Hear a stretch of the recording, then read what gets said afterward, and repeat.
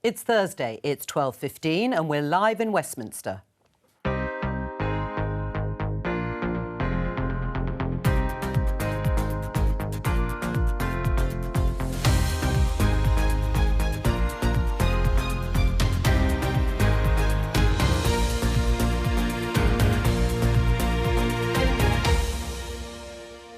With me today, Conservative MP Richard Holden, Liberal Democrat MP Layla Moran, the iPaper's Jane Merrick and the CEO of the Liberal Conservative think tank Bright Blue, Ryan Shorthouse. Today, the police issue more than 50 new fines for lockdown parties in Downing Street. Are you embarrassed by the scale of the law-breaking inside Number 10, Home Secretary? Also today, is the Chancellor about to take action on the cost of living? We've taken significant action already, but what I've always said is I stand ready to do more. But this Tory MP says it's time to tax the big oil and gas companies now. Oil companies or oil bosses are the new UK oligarchs, if you like, one of them earning a salary over £76 million, getting a £4.5 million bonus. The Foreign Secretary has a tetchy meeting with her EU counterpart over the Northern Ireland Protocol. What next? We've waited for months and months and months without any outcome to the discussions with the EU. So instead of kicking the can down the road, we need somebody to start taking decisions. And the government puts forward fresh plans to clamp down on protests like this.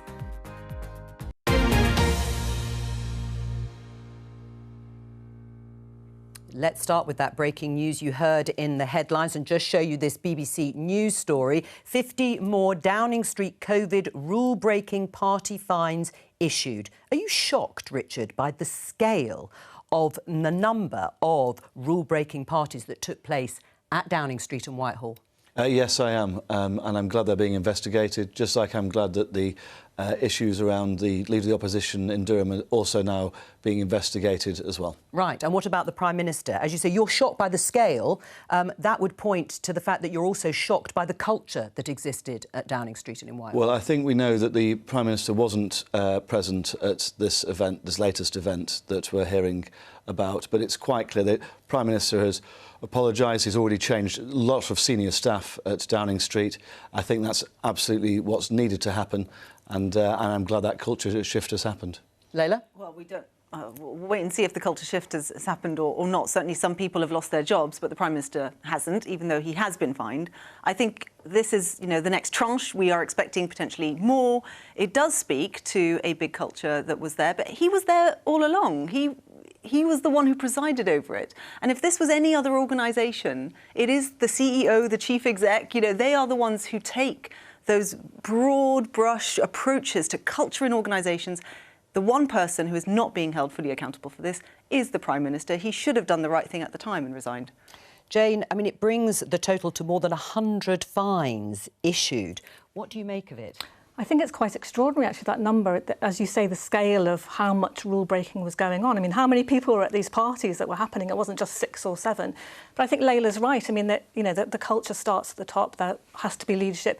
If the Prime Minister was enforcing these rules for everybody else, he should have said, not on my watch, not in my place of work, we're not going to be having any parties. And he must have known these are going on. I mean, Downing Street is not a big place. Ryan? Well, I think for the Prime Minister, either he was being very cavalier with the rules that he set, or he wasn't fully aware of the details of the rules that he was setting. And I think both are bad things. He's received 1 fixed penalty notice so far. I think we all make mistakes, but I think if it's consistent and he receives more fines, then I think that's inexcusable and it's a resigning matter. Do you agree with that? If the Prime Minister were to receive another fixed penalty notice, would that be a resigning matter? I think the issue here is that he's got to be held to the same standards as everybody else. He's not been out there making, really pushing the envelope on this as Keir Starmer has, saying that if people even are investigated, they should be resigning, and then not doing so himself. I think it's quite clear also that the Prime Minister was totally unaware of some of these events that had gone on in Downing Street until they were brought to light in the media. And because of that, I'm glad that some of these senior figures have been moved on. Right, and just to be clear, you do agree that if the Prime Minister receives another fixed penalty notice, then he should go? No, I've not said that. No. Sorry, I didn't quite understand. What do you mean about the action that he's taken in compared to Keir Starmer? So he has paid his fines and he has apologised to the House, and I think that's the right course of action to do. And Keir Starmer went much further than that and suggested that anybody who was even investigated should resign. He hasn't done that himself. Now he's under investigation. So I think Keir Starmer has been trying to push an impossibly high standard for everybody. Except the leader of the Labour Party hasn't been fined. That's also true. Right. And, I mean, there have been claims. You were the one who actually called on Durham Police to open or look again at the investigation. Do you think that was undue pressure being put on the police by you? I don't think so. I just, given the amount of new evidence which was being brought to light by the national media at the time, I think it was only right that they reopened the investigation.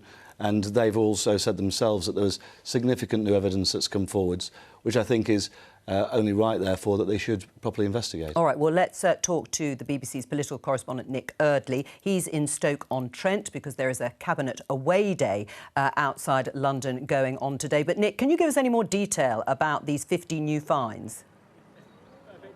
Well, Jo, we know at the moment anyway that they don't include the Prime Minister, they don't include the Prime Minister's wife, Carrie Johnson, they don't include the Cabinet Secretary, Simon Case, who are the high-profile figures who we've been told we will be told if they get another fine.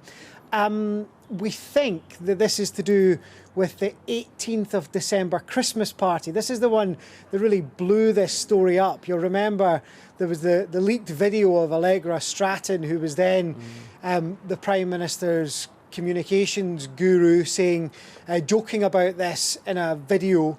And it was 4 days earlier that there had been a party in Downing Street. It's one that the Prime Minister wasn't at, but some people close to the process think that's what many of these 50 new fines relate to.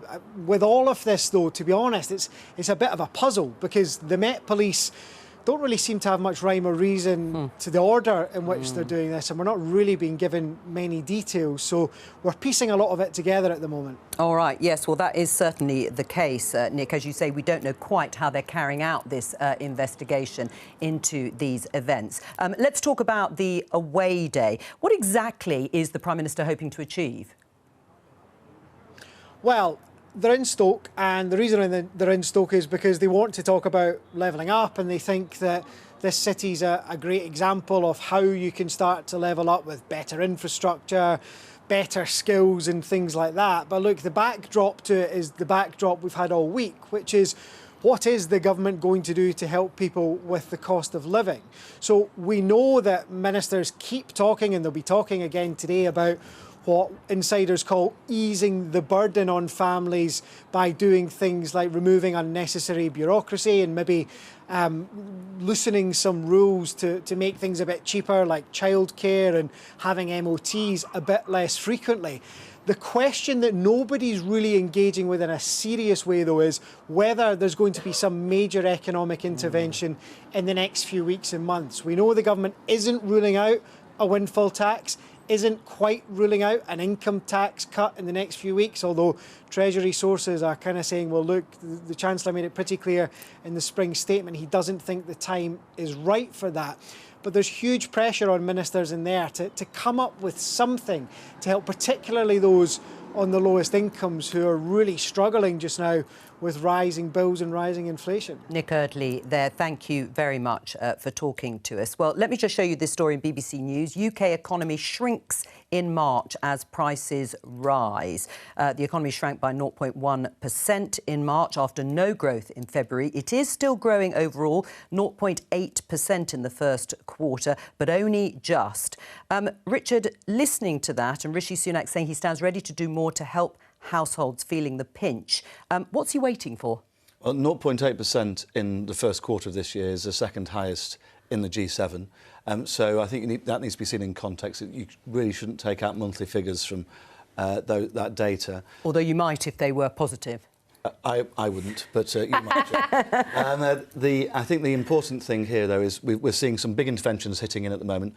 In April, we've seen the taxes go up. The massive universal credit taper rate reduction from 63 to 55p hitting in people's pockets. At the moment, we're seeing £150 going in for all of those people in council tax bands A to D. That's going into bank accounts at the moment. We're seeing the increase in the threshold for national insurance coming through in July as well. Yes, but my question to you is that's fine, but what is the Chancellor waiting for when he says he's standing ready to do more? What's holding him back? Well, I think what we've seen is these interventions coming in at the moment. So we are literally seeing money going into people's bank accounts at the moment. One of my neighbours texted me yesterday to say that they'd finally got their £150 through. So I think there is cash going in, and obviously the big thing with the national insurance cut happening in July is that anybody earning under £36,000 a year will be significantly better off.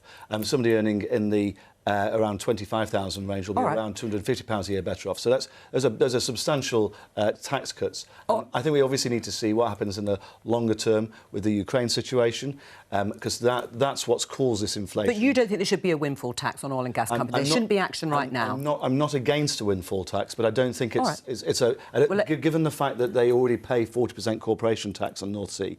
And the proposal, so far as I understand it, is for a small extra tax on that. I'm not sure it'll be, even if we did do it, I'm not sure it would be the absolute panacea. But you're not against it. No, at the moment, Rishi Sunak says he is ready to help. I mean, is Richard right that the government wants to see the impact of the whole package of policies, even though cost of living is obviously getting more difficult for more households? I don't know what more they need to see. They just need to look into their inboxes. I mean, people are absolutely destitute. We had an interesting intervention yesterday from Lee Anderson in the House, where he seemed to, Conservative MP, who seemed to suggest that some people are using food banks because they can't cook and they can't budget. He's since clarified some of those comments. But off the back of that, I got a tweet from someone who runs a food bank in my area, who said that they are now getting people who are asking for no more rice and pasta because they literally can't boil the water to cook it in the first place. What is Rishi Sunak waiting for? And Richard, you say the words, they're better off. Well, they certainly don't feel that way. People do not feel better off right now. They feel under extraordinary pressure. I do think a windfall tax is the right way to go. I also think we could cut VAT. Because there is inflation, that means that there is more money flowing into the coffers of the Treasury. They should funnel that right back into the economy and give people a cut, which would be worth £600 a year to an average family. That's real help at a time they desperately need it. I think Layla's deliberately misconstrued what I just said then. I think the truth is that giving £150 to everybody in band A to D is targeted at the poorer families, which is exactly what we need to do. Giving a VAT cut, as Layla's proposing, would actually benefit those who have by far the largest energy bills, by far the most. So if you've got a heated swimming pool, you get a massive tax cut. If you're somebody in my constituency who may be paying in a small terraced house around £800 a year on energy bills, you only see a tiny reduction of, say, £40 a year. That's Layla's proposal. What I'm proposing and what the government's actually doing is giving £150 to every household, and we're giving a tax cut to millions of people who are on lower wages, under £36,000 a year from July. But the average energy bill could be adding £700, £800, £900. And do you not think that extra money that the Treasury is getting should be reinvested? Fine, let's have a discussion about where it gets invested and to who. But they are getting much more money as a result of inflation. They should be reinvesting that into people. I've got no issue with that, but I think that Layla's proposal of a VAT cut, which benefits the massive energy users the most, it might be simple, but it doesn't give them support to those who are most in need. All right, let me talk to Jane and Ryan. I mean, Jane, do you think this windfall tax is going to happen? It sounds like there's something of a sort of softening up process going on with not just the Chancellor, Rishi Sunak, but also the Prime Minister. They're not attracted naturally to that idea, but it sounds like they could do it. Yeah, I think there's been a definite change of tone over the last 24 hours. I mean, the Chancellor saying this morning that he's pragmatic seems to me to be the strongest signal yet that he's going to do it. And actually, it's interesting what Richard says about it not being a panacea.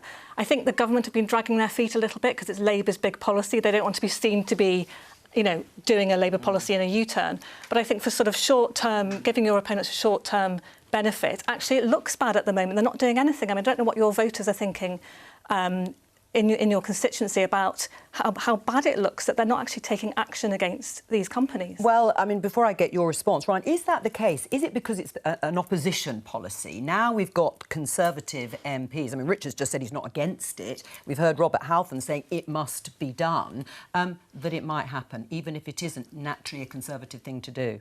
I think there's definitely momentum towards it. In fact, the CEO of BP themselves was quite making warm noises about it. I think the reluctance maybe is because the opposition has been promoting it. I mean, on cost of living, I think the government can and should do more, and it's got a variety of levers. It can do tax cuts, and I think it can go further with income tax. I think student loan repayments, they've just raised the salary threshold, which is in effect a tax rise for young people. They could bring that down. But let's not just look at tax cuts. And in fact, you know, I think the Chancellor is quite obsessed with tax cuts, and there's some political reasons behind that. But there are other levers that he can pull. Benefits, for example. The warm homes discount, which is now 150, you know, it's almost been frozen in value since 2014. That should go up. Universal credit, it's due to be upgraded next year. And it will be upgraded based on September figures. Why not bring that forward? I mean, at the end of the day, the government will still bear that cost structurally. So it makes sense to bring that forward now. But it's not just tax cuts and benefits. They could also look at deregulation. For example, on childcare, relaxing the ratios. The UK has uniquely strict ratios compared to other countries, and that does impact on the unit costs for childcare providers, so looking at that as well. So there's a whole range of levers they could pull, but they need to be radical. What's the point in having this stonking majority if they're not going to use it? Well, and especially as inflation is predicted by the Bank of England to go up to perhaps 10% by the end of the year. Let me just show you this headline in The Sun. Cracking the whip, Boris Johnson warns government to quit crack cocaine of spending and vows to boost cost of living bailout. Layla, do you think we are addicted to super high levels of public spending? I don't think anyone's addicted because it hasn't really been happening for that long. And we have had a pandemic, we've had the war right now. I think it's important that we remember what is the function of government. And as a Liberal, I do believe that we should have, you know, an economy that allows equality of opportunity, that allows small businesses to thrive, our farmers to thrive. But at the end of the day, there is a welfare state that needs to support the very poorest. And the reason why we've got this spending is because they are really struggling. And that's the bottom line here. We are one of the richest countries in the world, and yet we have people going to bed hungry, choosing to, do they put on the heating tonight or do they choose to cook the pasta?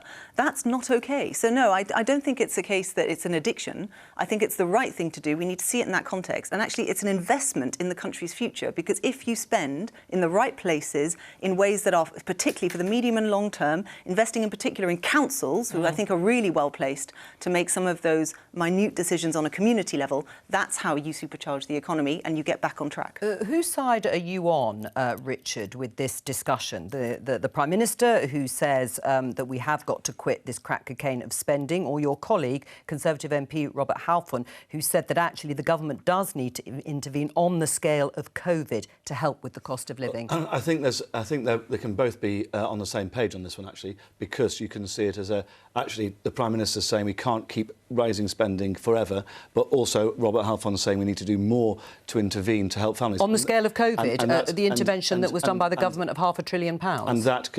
And that can be around tax cuts as well. We've got to remember that a huge amount of the money through COVID was through the loans. But I just wanted to pick up on something that Layla said, which is around we've got to ensure that there's public spending in there. One of the things that I backed was that increase in taxation in order to help the NHS and deal with the backlogs because of COVID. It's something that the Lib Dems, the Labour Party, have opposed, and I think it's only right that if we are going to spend money, we have to say where it's going to come from as well. All right, let's talk about the Northern Ireland Protocol. The Foreign Secretary Liz Truss has apparently had a tetchy meeting. That's how it's been described, with her European Commission counterpart Maros Sefcovic this morning.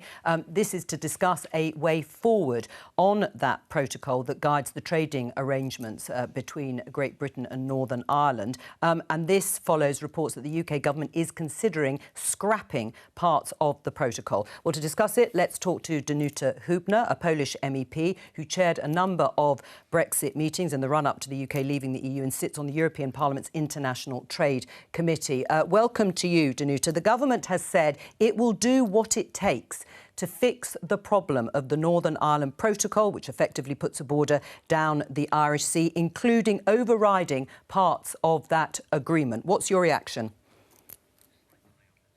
Well, my reaction, of course, is very negative. I think what is at stake is a common interest of Northern Ireland, UK and EU, and I think we must work together.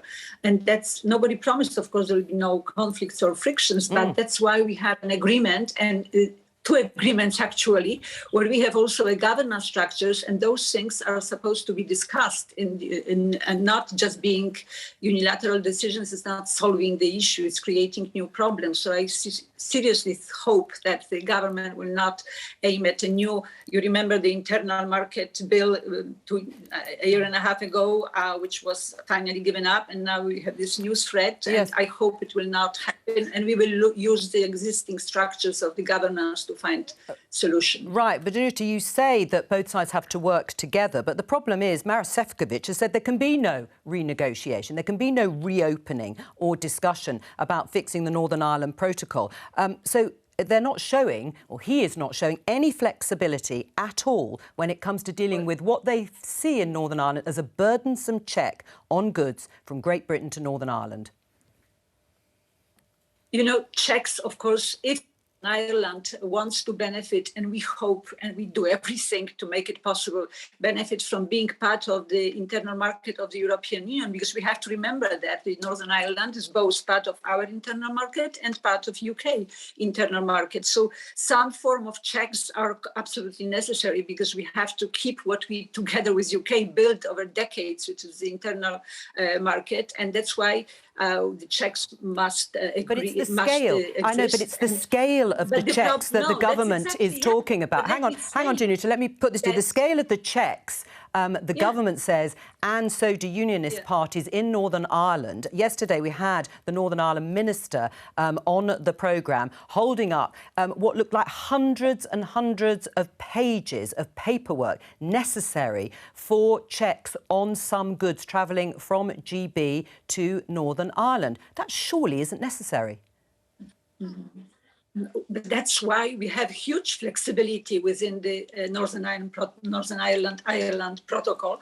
And that's why the Commission, as of October, is proposing exactly this, to use fully the flexibilities which exist there. A lot has been already done, but this we can do only together if we just sit and if we look for further possibilities to reduce the burden of checks. But the checks cannot disappear, because that's, do you want Northern Ireland to be part of internal market which is not functioning, because there's no respect of rule of law, nothing. It just you can put anything what you want on the market without respecting the rules. I think nobody wants that. That's why we have to work together to see how better organize it better, so that the checks are not such a burden for anybody, but that also that 450 million Europeans just can also sleep well, because they know that there are checks, there is security, and both Northern Irish and us we benefit from the same safe food. Do you accept the premise that the government says that by not reopening discussions on the protocol to reduce the number of checks massively, that actually what you're doing is you are undermining the Good Friday Agreement? You're putting it in jeopardy. It doesn't have the consent of all communities. We absolutely cannot accept this approach. We have, from the day one of Brexit, which was UK decision, we have been sparing no effort to protect fully the Good Friday Agreement and to give legal certainty and predictability to the citizens of European and businesses of the Northern Ireland. But the challenge is, of course, today to see what what technology you can use, what kind of changes you can have at the crossings, what can we do to reduce the number of checks. But we cannot give up on checks, and that's why we think that's why we negotiated the British version of the protocol, and now we want to find within the protocol what we believe exists, the possibility of reducing the checks. Danuta Hübner, thank you very much. But we have the checks because of Brexit. Thank you very much for joining us. We can also talk to now the DUP's MP, Sammy Wilson. Hello to you. What was your response to what you've just heard from Danuta Hübner? Well, on two levels, I think that she must be challenged. First of all, as far as the checks are concerned, the checks for goods coming from Great Britain into Northern Ireland, 95% of which will be consumed in Northern Ireland, are far more extensive than any other external check which there are in goods coming into the rest of the EU. Let me just give you some examples. 20% of all EU checks are based on goods coming from GB to Northern Ireland, even though that is equal to 0.2% of EU trade. The checks on the Polish border between Poland and Belarus, for example, are far less extensive than there would be for the internal trade within Northern Ireland. Marks and Spencer yesterday in the House of Commons pointed out that for getting goods into Northern Ireland, which is part of the UK internal market, are far more extensive and far more costly than if they were sending goods directly into the Irish Republic. All right, but Sammy Wilson, you're unhappy about it, and so is your party. That is absolutely clear, as is the government. But isn't it more about politics than it is about trade? Because if we look at last week's results in Northern Ireland, the majority of people there voted for parties that don't have a problem with the Northern Ireland Protocol. Well, I think that, first of all, you've got to remember that... Well, that's true, isn't it? No, it's not true. Well, which bit isn't? Well, there are many of those who voted for example, the Alliance Party, and the Alliance Party has already said there needs to be changes to the protocol because of the impact it's having on business. But they're not asking for it to be scrapped, are they? No, well, it doesn't matter whether they're asking to be scrapped or not. What you do have is the unionist population voted entirely for unionist representatives. And don't forget, the system of government in Northern Ireland is based... It's a mandatory coalition. I understand that. It has to be based on consent, and your previous contributor just dismissed the whole idea of the consent of unionists. Right. And you can't... But what I'm trying to get to the bottom of, Sammy, is it is about politics, isn't it? It's not about trade. You are citing the issue of trade, and actually there's evidence to suggest that Northern Ireland's economy has been benefiting over this period of time. The National Institute of Economic and Social Research says that Northern Irish economic output has slightly outperformed the UK average. This is partly an outcome of the Northern Irish Protocol and its special status in the Brexit arrangements, including better trade and investment conditions as part of the EU's single market and customs union. Do you accept that? No, I don't. And I think that, first of all, you've got to remember that any trade which Northern Ireland benefits from as a result of the free trade arrangement which the rest of the UK has with the EU. And, you know, it's not about the protocol. It's because we have a free trade arrangement with the rest of the EU. Secondly, we already know that costs are going up considerably in Northern Ireland. Transport costs up 27%. There's a large number of firms who are now saying they won't even supply to Northern Ireland. If you order goods from firms in GB, you're paying much costs for getting those goods in. But then there is a political element to it. You're quite right. And the political element is this, that last week we elected a Northern Ireland Assembly. And the 90 MLAs who will go to that Assembly will find that 60% of the laws relating to manufacturing and the goods aspect of our economy are not made in Northern Ireland. They're not made in Westminster. They're not made with any input from Northern Ireland representatives. They're imposed on us by Brussels. All right. Now, there's an anti-democratic element.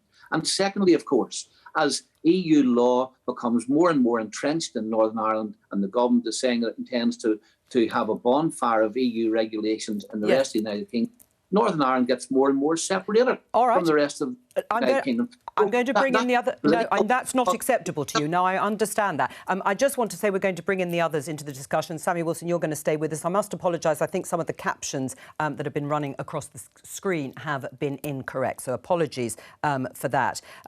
Richard Holden, first of all, the government is threatening to override parts of the protocol, and the EU's response has been that they may junk the whole Brexit treaty. Is it responsible of the government to be threatening this? Look, I think what's irresponsible is the idea, what Sammy just talked about there, which is that with 0.2% of the EU's trade, 0.2% going across the Northern Ireland border, 20% of the checks have been put in place by the EU. That's a factor of 100 in the terms of the what the EU is trying to put on that border, the pressure they're trying to apply. So yes, so you think they should threaten to override it? I think that the point that Commissioner Hübner made about, this is all about Europeans wanting to sleep well. I think the fact that the UK is showing proper leadership with our European friends and allies in and outside the EU, on things like Ukraine, actually show when we can actually get solutions to this situation when we're prepared to work together. I think that's what we should be concentrating on, and the EU need to come to the table and do something sensible to allow Northern Ireland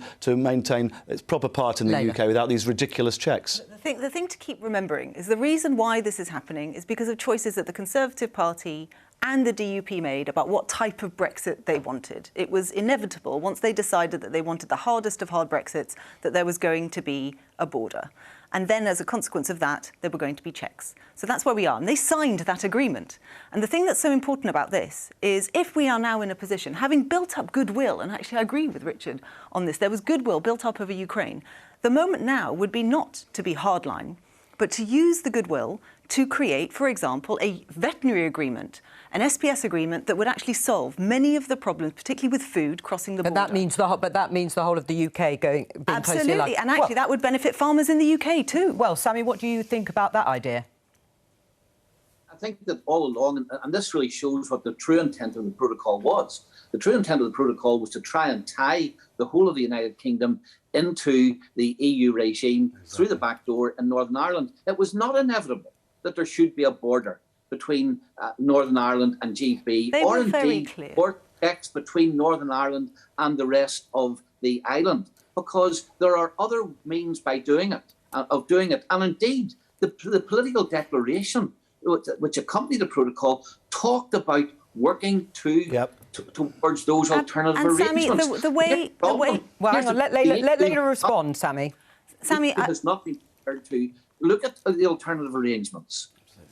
Sammy, I think everyone wants this to work out, but there was always a Brexit trilemma, right? As soon as you went for that hard Brexit, you couldn't, on the one hand, leave the customs union and single market and there not have some kind of checks. That was really clear from the beginning. And in fact, I'm pretty sure on this programme, it was discussed at length. Everyone knew that that was going to happen. Nobody's arguing against that. Then, it's just a disproportionate we now nature need to find new ways of getting people around the table to talk. And my worry about where we are now with, the rhetoric from Liz Truss, the rhetoric from the government, and indeed the DUP, is that what we need is people to come together, to build goodwill, to work together.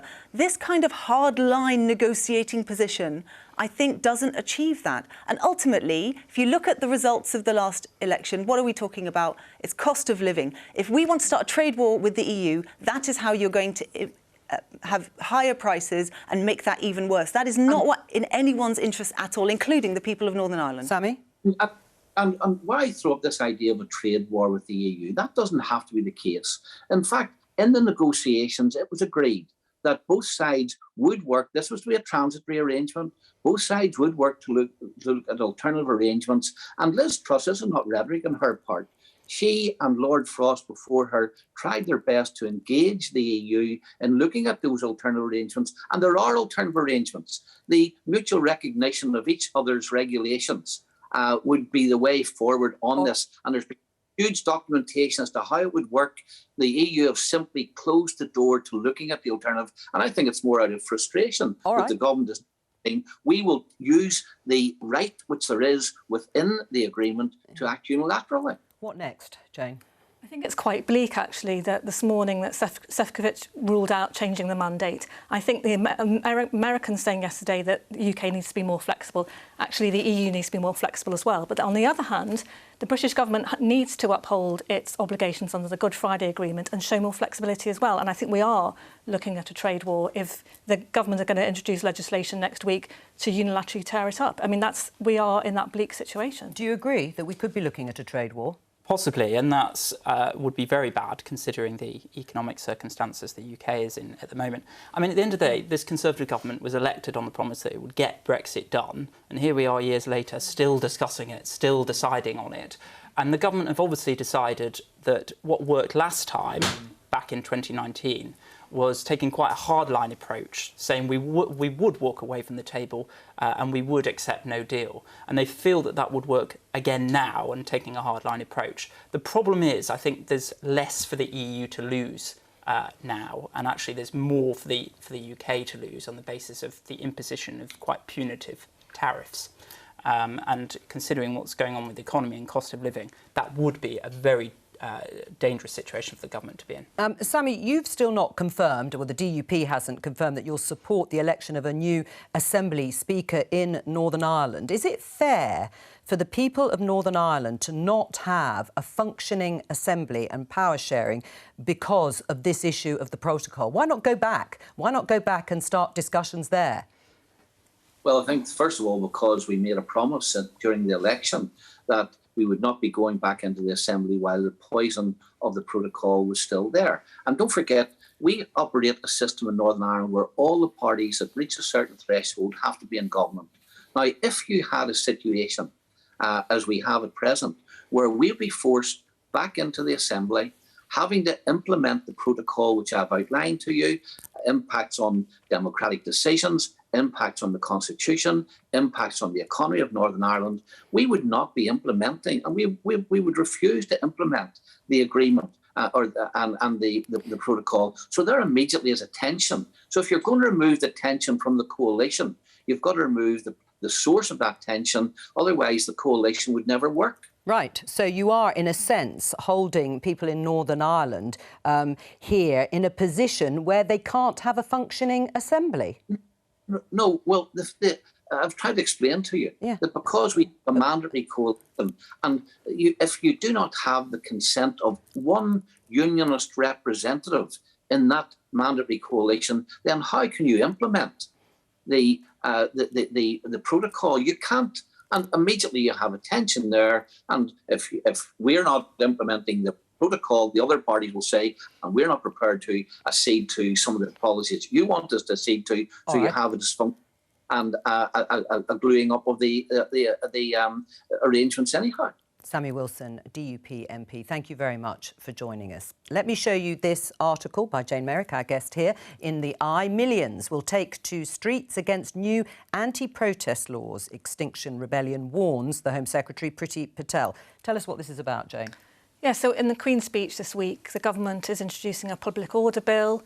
It's designed to basically introduce tougher measures against protests. 2 new offences being introduced. There's a serious disruption of national infrastructure, which carries up to a 12-month sentence. And there's also a new offence of locking on, and also going equipped to lock on, which is, as we've seen, Insulate Britain and Extinction Rebellion protesters gluing themselves to roads, locking themselves onto key infrastructure. So the government is trying a very hardline approach against these kinds of protesters. A hardline approach. Is it really a proportionate response, Richard? It's exactly what's required at the moment. We've had people gluing themselves to tube trains in London, gluing themselves outside to oil refineries, to major bridges, ambulances being unable to pass. I think it's outrageous that these people have been able to act in this way, essentially with impunity due to the current legislation. I really think that we need to have a proper approach. There's always a place for peaceful protest. When people are stopping vital supplies getting through, when people are stopping people being able to go to work in a reasonable fashion, I just think it's outrageous that they've been able to get away with what they've been able to go with for so long. But my understanding is it's already illegal. Like, there are already powers to actually arrest people, and they do, and actually that's why they do it. they do it so that they get arrested, and then they create a fuss, and that gets them in the media, etc. These are much more specific. Already exists. Specific and stronger. And so my worry about this more rules. generally is that actually it is going to stop. It's going to end up a catch-all that stops people from protesting. At a time when we are robustly defending democracy elsewhere in the world, we are systematically eroding it in this country. That is what this government is doing. And I personally think that this is completely unnecessary. These were measures that were thrown out in the Lords in the last session. They're bringing them back because they're having another go. And And actually, I think it's not a priority. You know, we've spent the whole show talking about cost of living. Actually, the laws already exist. Perhaps there needs to be more guidance for the police. Perhaps there needs to be things that can be tinkered there. But we know, and I'm sure, Richard, you share pet projects that you want through the House. The mental health bill, for example, is coming through in draft form, won't actually go through in time probably for the next election. There are other things that could have replaced this in this session that, in my view, are far, far more important, given that the police already have the powers to do this. I think the police need extra powers to do it, because otherwise we wouldn't have to bring it forwards. We've seen these real issues on the ground, and I'm not having my constituents either put at risk because ambulances can't get through, or they can't get to work because there are protesters at oil refineries, when the UK is already leading the world on a lot of the changes that we need in terms of actually the environmental impact. I think it's outrageous that they're doing this, and I really think that these powers, they can't come quickly enough as far as I'm concerned, and I think that's the opinion of my constituents as well. Too draconian or necessary to stop the sort of disruption that Richard is talking about? I don't think they're too draconian. I think the right to protest is fundamental, and I don't think the legislation that the Home Secretary is bringing forward undermines that. As a Liberal, I believe in the harm principle, so, you know, you can do anything you like as long as it doesn't harm others. I do think that some of the actions of the protesters does cause significant harm by stopping people for a very long time travelling to work or going to hospitals. So I think it undermines the harm principle. So actually, I'm supportive of the government on this. I mean, it is a threat millions will take to streets. I mean, you spoke to a large number of these protesters. Do you think that they will actually carry that through, that they could attract that sort of support? I can't see, to be honest, millions taking to the streets, but we know that their direct action is very effective. And actually, frankly, I don't think they do themselves any favours, actually, by stopping ambulances and so on. The government was incredibly worried last year when they, Insulate Britain, were protesting outside quite near Thurrock oil refinery, which is key to our national infrastructure. Very concerned about that. So I can see the reasoning behind what they're trying to do. The prison sentences seem incredibly harsh to me. But also there's a wider point here that Extinction Rebellion are doing this because they're trying to raise awareness of the climate change emergency. It's been 6 months since COP26 and we haven't talked in government about the environment. There was nothing in the Queen's speech this week about climate change. It sort of feels like as soon as the world's attention moves on from Britain on COP26, then we can just forget about it as a country. And so they're trying to, they're not doing this for fun, they're doing this for a reason. I agree with that and sympathise with some of the sort of concern around climate. But what I would say is a lot of these protesters say we're thinking about future generations, we're thinking about other people, that's why we do it. Of course, if they're stopping people from going to work and going to hospital, they're not really being nice to other people and thinking about other people. So I do think they need to be very careful about their tactics, because I think that ultimately quite counterproductive. There's now quite a lot of consensus around needing to get net zero emissions. I think their tactics will put people off and undermine that consensus. Well, let's listen to Priti Patel, the Home Secretary, talking about the policies that she wants to see introduced. She's very clear where she stands towards the opposition. Those on the benches opposite are eager to defend the murderers, paedophiles, rapists, thugs and people with no right to be here. They cheer on the selfish protesters who cause chaos and endanger life. They back people who thwart the removal of foreign national offenders from our country. And in the last session, Mr. Speaker, parties opposite voted against the police and crime bill and the measures to stop the likes of Insulate Britain ruin the lives, I will not give way, of ordinary working people on the rights of their daily business, Mr. Speaker. Layla? Of course you'll want to try and characterise people like that. I was in the chamber for that. It was pretty outrageous. I mean, it's not like that at all. And every time that my office tries to stop someone from being deported, very often it's because they're going somewhere where they might face the death penalty because they're an LGBT community member, for example. I think that's just Priti Patel doing what Priti Patel does. I actually think that the government on this has got it wrong. And what I would ask people to think of is, if you had 38 bills to put through Parliament right now, is this really the top priority? There are important things, and actually much of the discussion I've agreed with, but the police themselves have said that they've got most of the powers they need. Actually, let's focus on other things. This is a sideshow. Not a priority. It's an absolute priority, and I'm really fed up of the opposition constantly trying to push back on really important measures like this, which are there to do exactly what we want to do, just help the British people get back to work and get out there in the economy. You've taken us to the end of the programme. That's all we have time for. Bye-bye.